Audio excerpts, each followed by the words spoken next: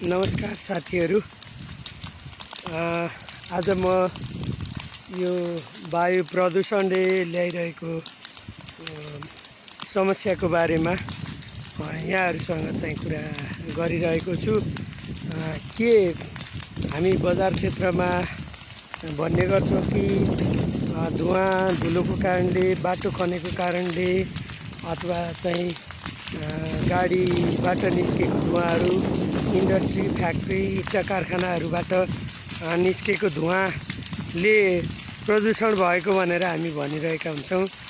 तपाईँ हेर्दै गर्नुहोस् त, यहाँ के तपाईँलाई साँच्चै त्यस्तै लाग्छ?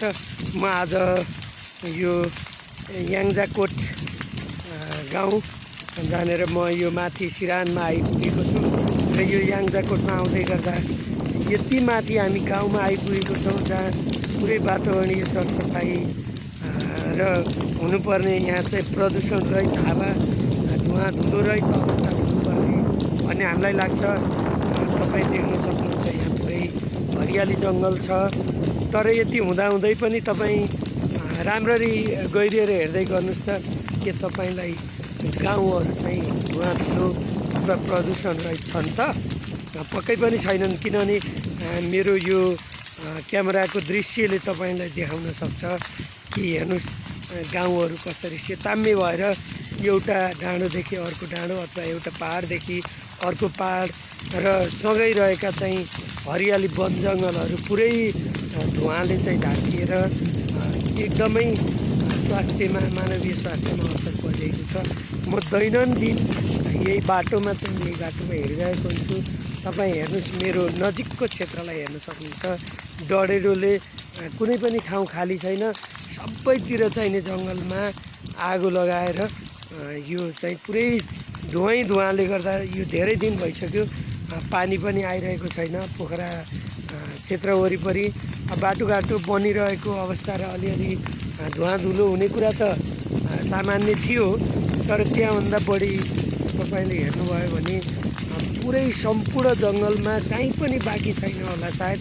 सबैतिर धुवा नै धुवा, प्रदूषण नै प्रदूषणले।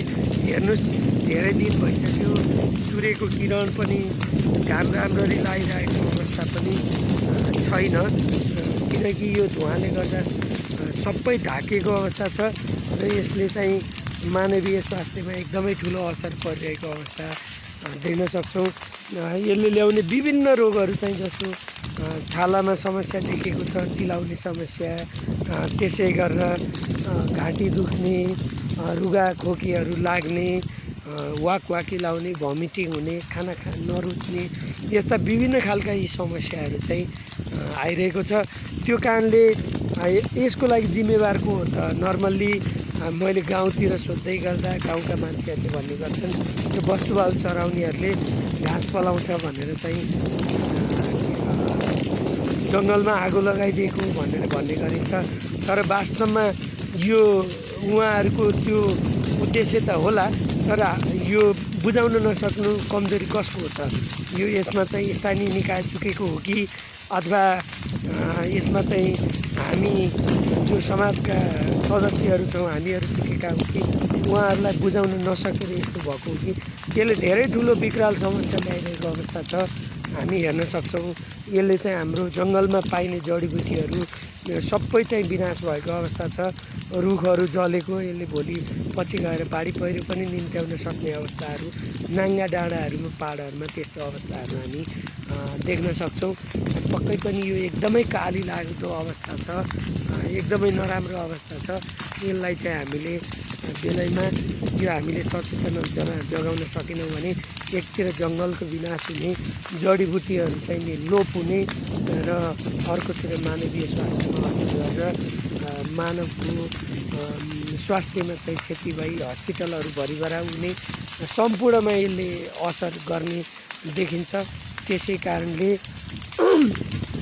दिदीबहिनी तथा दाजुभाइहरूलाई मेरो एउटा विनम्र अनुरोध छ, जसले यो भिडियो हेर्दै हुनुहुन्छ, तपाईँहरूले यो जङ्गललाई विनाश हुनबाट रोक्नका लागि र प्रदूषण रहित हावामा हामीले सास फेर्न पाउने जुन हाम्रो मौलिक हक हो, स्वास्थ्यसँग सम्बन्धित हक छ।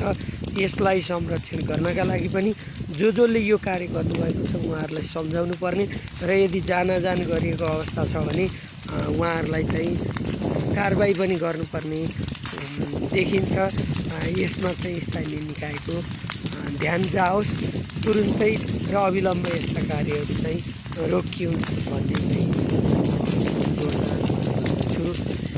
आजलाई याङ्जाकोटबाट धन्यवाद।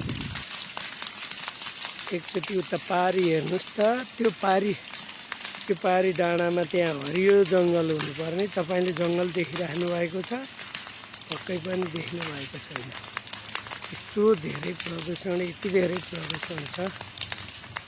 यसले गर्दाखेरि हस्पिटलमा पुरै बच्चाहरू सबै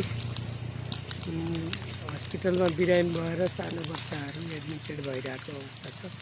अहिले म माथिबाट खिचिरहेको थिएँ भने अहिले तलपट्टिबाट हेर्दैछु।